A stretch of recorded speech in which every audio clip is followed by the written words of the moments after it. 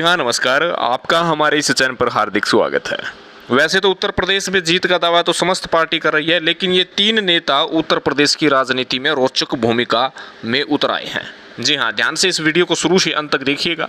अगर आपने हमारे इस चैनल को सब्सक्राइब नहीं किया है तो अभी कर लें, क्योंकि सबसे पहले सबसे सटीक जानकारी आपको इसी चैनल पर दे दी जाती है। कमेंट करके जरूर बताइएगा आपको क्या लगता है यूपी में अब की बार किसकी बनेगी सरकार।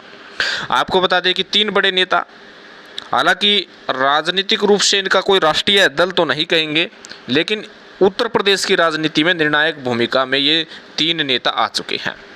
सबसे पहला नाम है चंद्रशेखर रावण का, दूसरा है ओम प्रकाश राजभर और तीसरा है ओवैसी की पार्टी, या खुद ओवैसी का ही नाम ले लीजिएगा।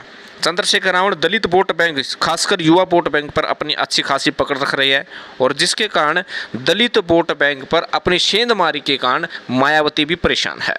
आपको बता दें कि बसपा पार्टी का हमेशा से ही वोट बैंक, दलित वोट बैंक पर फोकस रहा है। ज़्यादातर वोट बैंक दलित वोट बैंक पर है, और दलितों के लिए विशेषकर राजनीति भी जो है बसपा करती आई है। और अब चंद्रशेखर रावण के अलग होने से, उनका संगठन अलग बनाने से दलित वोट बैंक पर अच्छा खासा असर अब देखा जा सकता है। और चंद्रशेखर रावण या तो अपने दम पर चुनाव लड़ेंगे या बसपा को छोड़कर किसी अन्य पार्टी के साथ गठबंधन करेंगे, तो बसपा के लिए आसान काम नहीं होगा दलित वोट बैंक को, समस्त दलित वोट बैंक को अपनी तरफ मिलाने के लिए। कहीं ना कहीं चंद्रशेखर रावण का जो मिजाज है जोशीला और युवाओं के लिए लोकप्रिय है, और इसका प्रभाव अब देखा जा सकता है। और जिस पार्टी के साथ गठबंधन करेंगे या अपने दम पर लड़ेंगे, तो कहीं ना कहीं समस्त पार्टी का सियासी गणित बिगाड़ने का कार्य चंद्रशेखर रावण अवश्य ही कर रहे हैं।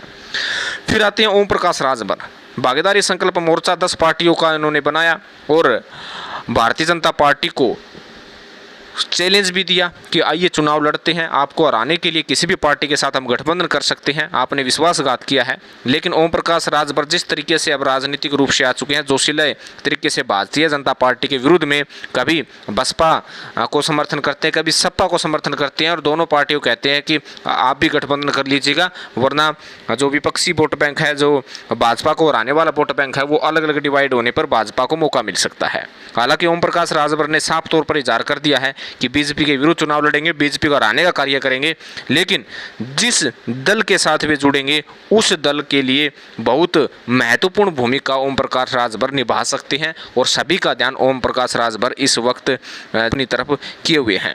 फिर अगला नाम आता है ओवैसी का। ओवैसी ने साफ तौर पर कह दिया है कि 100 सीटों पर चुनाव लड़ेंगे, और 100 उन सीटों पर चुनाव लड़ने वाले हैं जहां पर मुस्लिम आबादी बहुत ज़्यादा है। हालांकि पिछली बार भी इन्होंने चुनाव लड़ा था, करीब 37 सीटों पर, एक सीट पर वे दूसरी पोजीशन पर रहे, बाकी पर तीसरी और चौथी पोजीशन पर रहे। आपको बता दें कि जहाँ जहाँ मुस्लिम वोट बैंक है, वहाँ ओवैसी का प्रभाव देखने को मिलेगा, और इसके कारण जो ओवैसी के जो कह सकते हैं कि जो मुस्लिम वोट बैंक पर अपना ध्यान रखती है, समाजवादी पार्टी हो, चाहे बसपा हो, चाहे अन्य पार्टी हो, उनके लिए ओवैसी सिरदर्दी बन सकते हैं। यानी समस्त पार्टियों का सियासी गणित ओवैसी ही भी बिगाड़ सकते हैं।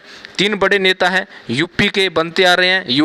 युवा नेता चंद्रशेखर रावण हो, ओम प्रकाश राजभर हो, ओवैसी की पार्टी हो, ये तीन नेता सियासी गणित बनाने और बिगाड़ने के सबसे माहिर जो है बनते हुए नजर आ रहे हैं, और सभी का ध्यान इन तीन नेताओं की ओर है। आपको क्या लगता है, ये तीन नेता कैसी भूमिका निभाएंगे? क्या भारतीय जनता पार्टी को हराने में कामयाब होंगे या कुछ अलग रुख होगा? आप अपनी प्रतिक्रिया कमेंट बॉक्स में जरूर डालिएगा। आपको समस्त जानकारी इसी चैनल पर हम देते रहेंगे। चैनल को जरूर सब्सक्राइब कीजिएगा। धन्यवाद।